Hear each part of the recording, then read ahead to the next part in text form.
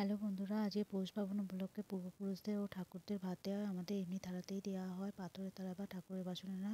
পালং শাকের ঘন্ট, 5 রকম ভাজাভাজি, ফুলকপি আলু তরকারি, মাছ দিয়ে করা হয়েছে। আর এখন আউনি বাউনি বাঁধা হবে, তার জন্য লাল কাপড়ের উপর গাঁদা ফুল ছড়িয়ে নিচ্ছি। আর ঘটেতে স্বস্তিক এঁকে নিয়েছি।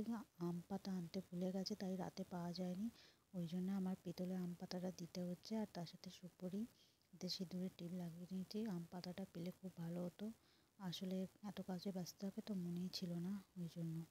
নাহলে ধানের কুচিতে আম পাতা বাঁধতে হয় আমরা জানি, কিন্তু কিছু করার নেই। আর এতে গঙ্গা জল দিয়ে দিলাম। আর এবারে আম পাতাটা আর সুপারিটা দিয়ে দেবো।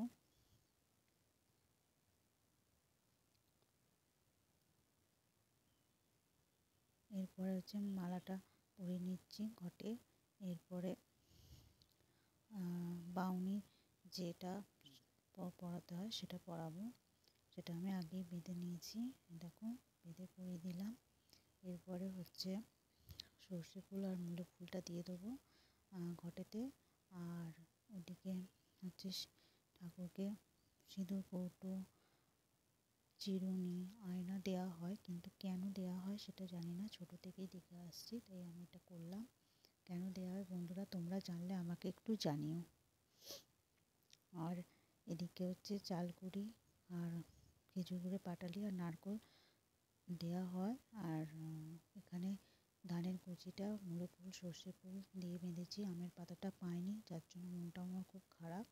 এটা দিয়ে ওখানে রাখা হয়। আর বলা হয় আউনি বাউনি 3 দিন কোথা যেওনি, ঘরে বসে পিঠে পুলি খেও।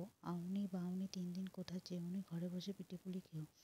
আউনি বাউনি 3 দিন কোথা যেন যেওনি, ঘরে বসে পিঠে পুলি খেও। এটা আমাদের 3বার বলতে হয় ওই ধানের কুচিটা দেওয়ার সময়। আর এইভাবেই আজকে আউনি বাউনি করলাম। আর ঘরের দরজায় লাগানো হয়েছে ধানের শীষ, আলমারিতে সব জায়গাতেই লাগানো হয়েছে। এটা আমরা 3 দিন রাখবো। আর ভোরবেলায় সূর্য ওঠার আগে ঠান্ডা বাতাসে এটা দেবো। আর হচ্ছে প্রদীপ জ্বালাবো, ধূপ দেখাবো, ঘরে তোড়ে গঙ্গা জল ছিটাবো। আর সকালে উঠে এটা